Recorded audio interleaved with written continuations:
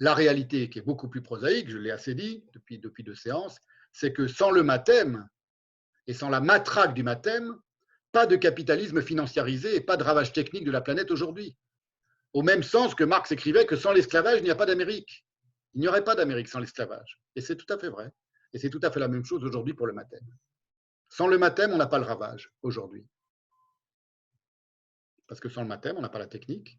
Et on n'a pas la technique telle qu'elle se déploie aujourd'hui, c'est-à-dire sur un mode mathématique, cybernétique, et on n'a pas le ravage. On n'a pas ce type de ravage-là. Alors, je vais vous citer maintenant une anecdote très intéressante et assez comique. C'est encore un autre renseignement de Badiou, il suffit de dire ça finalement. Dans Logique des mondes, les renseignements qu'il donne sur lui, et il se met à nu, il ne s'en rend pas compte, mais il se met à nu. Alors là, c'est très drôle, parce que c'est un autre cas d'un disciple qui s'est éloigné de Badiou. Et là, c'est un cas quand même encore plus intéressant que le cas, on va dire, psychologique de Mehdi Belhaj-Kassem, qui n'est pas inintéressant, mais qui montre que la perversité psychologique du Badiou dans ses rapports avec ses disciples, avec ses adorateurs. Là, c'est beaucoup plus intéressant parce qu'on est avec un disciple qui va tout à coup trouver une faille dans un des raisonnements mathématiques de Badiou. Voilà, ce que seul quelqu'un qui connaît très bien les mathématiques peut faire, évidemment. Et on va voir comment Badiou a réagi. C'est Badiou qui raconte l'anecdote. Badiou raconte, ce disciple s'appelle Guillaume d'Estivère. Guillaume d'Estivère. C'est un type très étrange, très difficile à retrouver. Il n'est pas sur Internet, tout ça. J'ai retrouvé des traces de lui et de son rapport à Badiou sur un site Internet qu'il tenait, un blog, comme on dit, dans les années 2005-2006, donc à la suite de cet échange d'emails que je vais vous lire, et qu'il a supprimé, et où là, d'une certaine manière, un petit peu comme Mehdi Belhaj-Kassem, il a viré sa cutie, comme on dit, et il s'attaque à Badiou. Mais il s'attaque à Badiou de l'intérieur, connaissant très bien l'entourloupe mathématique de Badiou. C'est ça qui est intéressant. Mais là, on n'en est pas encore là. C'est donc son disciple, c'est quelqu'un à qui Badiou a envoyé, à quel point il le tenait en grande considération, il a envoyé le manuscrit de L'être et l'événement.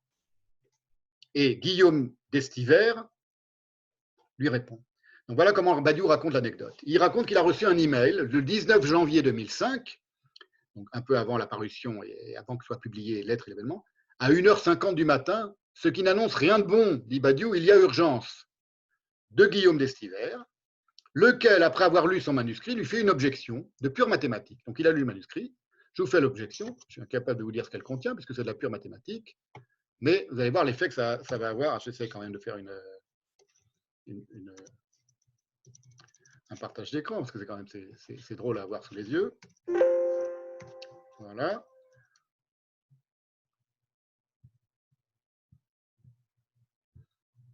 Voilà. Donc ça, c'est la lettre, l'email cité par Badiou de Guillaume d'Estivère. Bon, j'ai l'impression que ça déconne un peu. Enfin, vous voyez, c'est de la pure mathématique. Je ne sais pas si vous arrivez à le voir. Le partage d'écran déconne. Donc, je vais arrêter.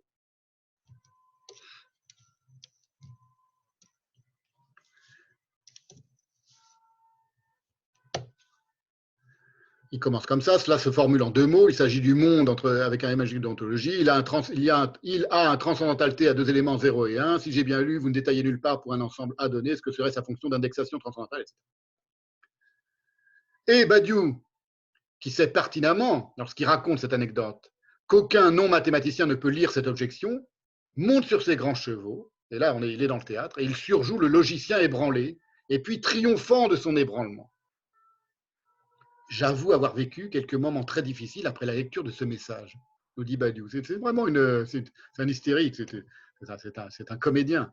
Non seulement la généralité du postulat du matérialisme était mise en cause, mais aussi toute la théorie de l'événement. Toute sa pensée tout à coup qui s'effondre. Je me mis à songer au cas terrible de Frege, dont une petite démonstration de Russell avait jeté bas tout l'édifice de réduction des mathématiques à la logique, patiemment construit depuis des années. Là, il fait un aveu extraordinaire qui confirme tout ce que nous dit Heidegger sur la fragilité des fondements de la mathématique, puisqu'il y a une anecdote où il dit Russell avait, en une petite démonstration, jeté bas tout l'édifice de réduction des mathématiques à la logique, patiemment construit depuis des années par Frege.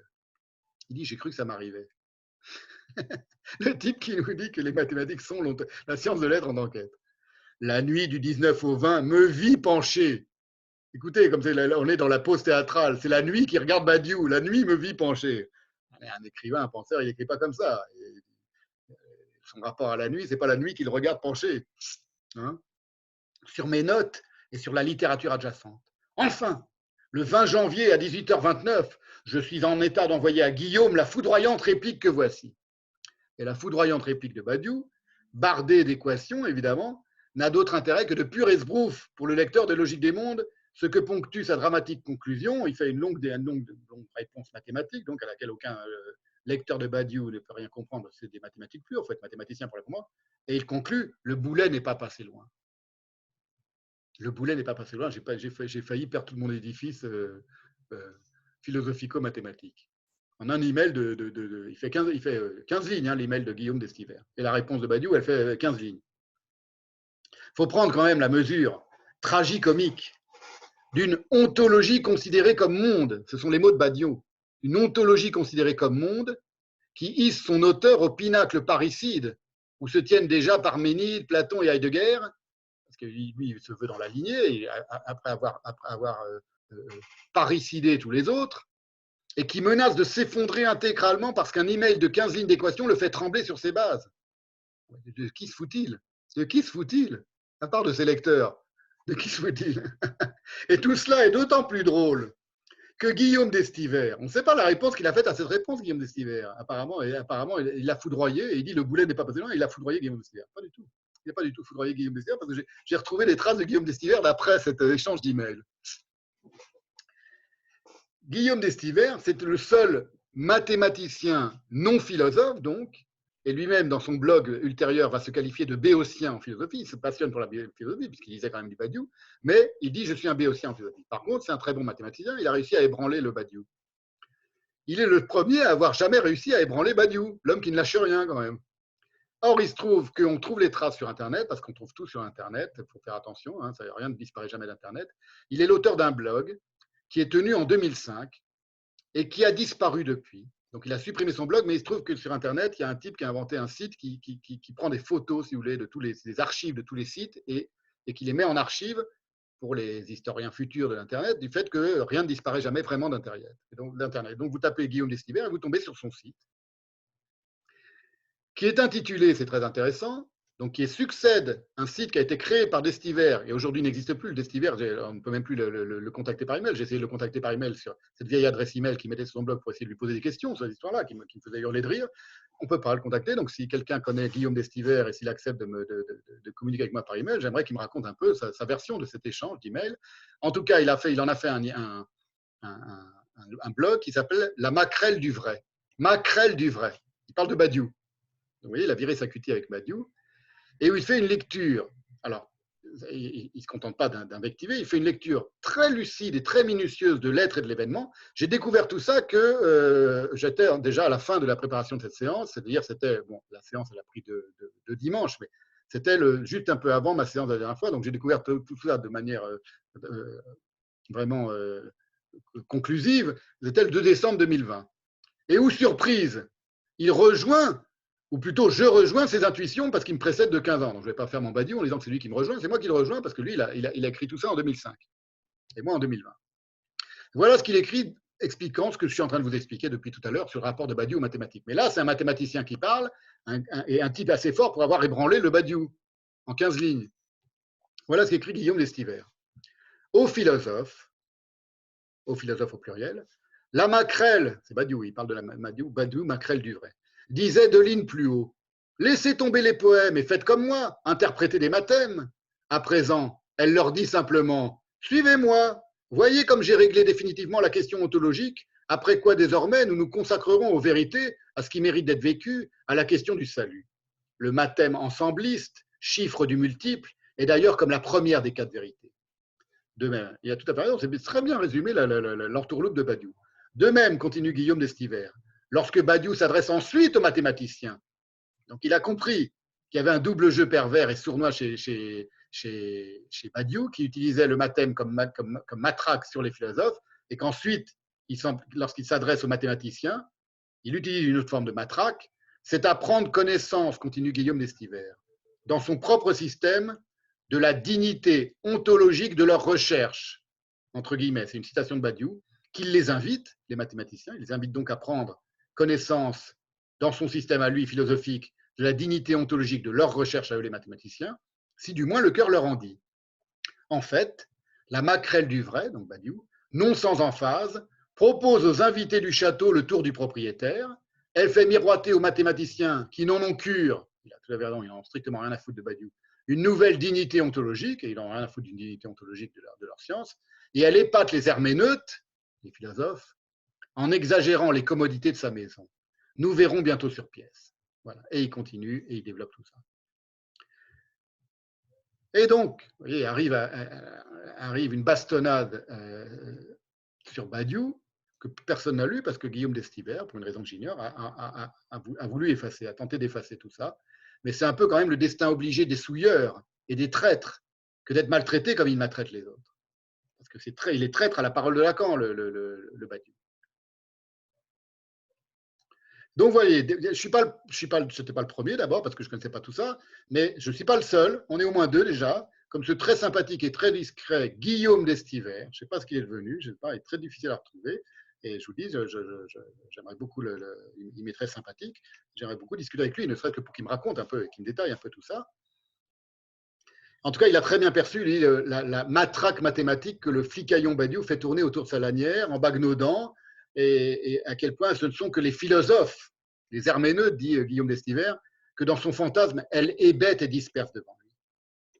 Voilà comment il le formule, Badiou. C'est risible. Les mathématiques sont le seul discours qui sache absolument de quoi il parle. Écoutez bien. Les mathématiques sont le seul, et il souligne le seul, discours qui sache, entre guillemets, absolument de quoi il parle. Deux points. L'être comme tel. Quoique ce savoir n'a nullement besoin d'être réfléchi de façon intramathématique, puisque l'être n'est pas un objet, ni n'en prodigue. Donc c'est un savoir qui n'a pas besoin d'être exprimé, y compris dans la langue de la mathématique. Mais il sait absolument. Il sait de quoi il parle, donc il n'a pas besoin de parler son savoir. Il n'a pas besoin de dire qu'il sait de quoi il parle. C'est Badiou qui va dire aux mathématiques. Parce que les mathématiques sont censées savoir sans le formuler. Et c'est aussi le seul discours, c'est bien connu, dit Badiou, argument d'autorité, où l'on est la garantie intégrale et le critère de la vérité de ce qu'on dit, au point que cette vérité est l'unique jamais rencontrée à être intégralement transmissible. C'est-à-dire qu'une vérité en mathématiques, d'après Badiou, c'est le seul domaine où on a la garantie intégrale que cette vérité est si absolue qu'on peut la transmettre intégralement sans aucun déchet. C'est-à-dire, c'est un métalangage parfait. Il n'y a plus d'oscillation, comme disait Lacan, entre l'énoncé et l'énonciation. Tout se transmet intégralement, de l'émetteur au récepteur. C'est le langage d'un androïde. C'est le langage absolu et parfait de l'androïde ultime. C'est ça qu'il est en train de nous vanter, le Badiou. Un langage où il n'y a plus de jeu de mots, un langage où il n'y a plus d'humour, un langage où il n'y a plus d'éros, un langage où il n'y a plus de métaphore, un langage où il n'y a plus de grand autre en tant qu'il articule une dialectique du désir. C'est un langage entre deux ordinateurs reliés d'un point à l'autre de la planète et qui échangent à la vitesse de la lumière des ordres boursiers. C'est exactement ça qu'il est en train de définir. Or, c'est une entourloupe. Donc, d'une part, c'est ça qui le fait jouir. Et c'est une autre pure entourloupe autoritariste. Pourquoi?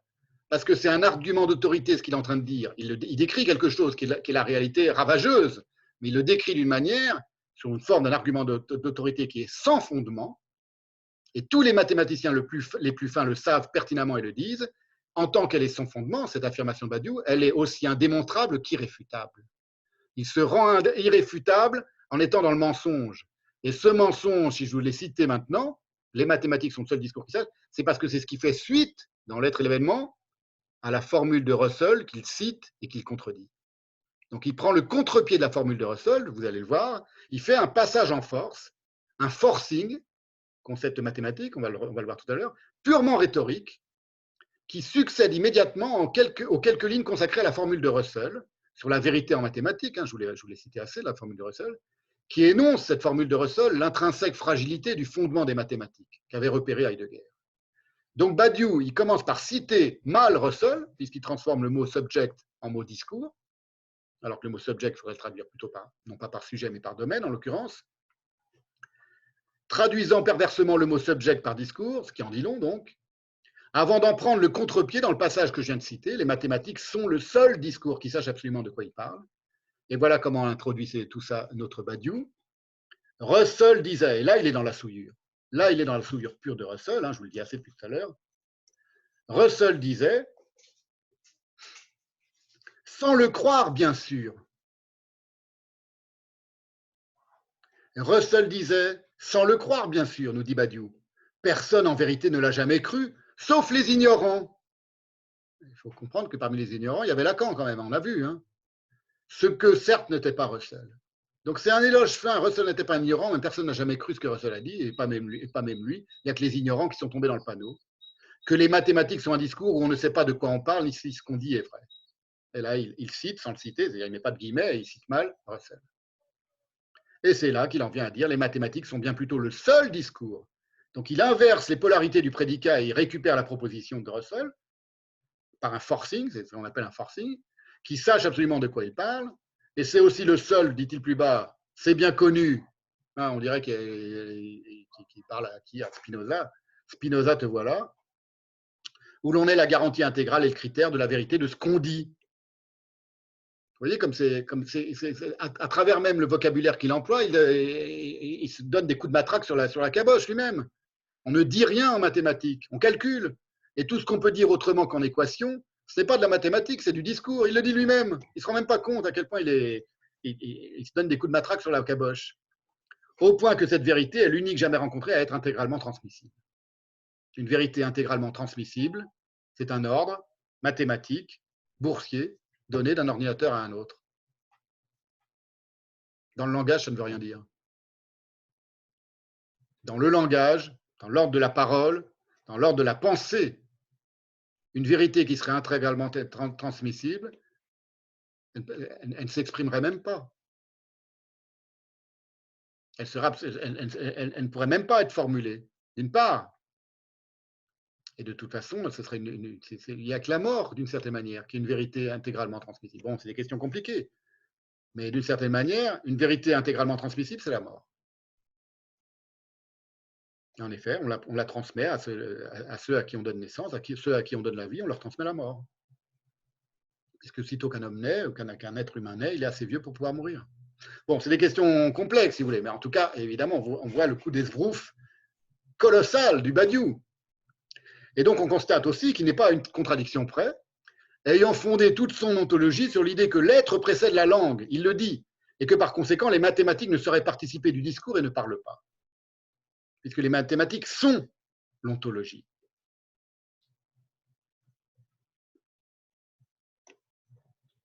Rappelez-vous qu'il avait dit aussi que les mathématiques avaient répondu à la question de l'être que posaient les philosophes depuis Parménide. Elles ont répondu à la question. Elles ont clôturé la question. C'est terminé, on ne questionne plus pour un Badiou.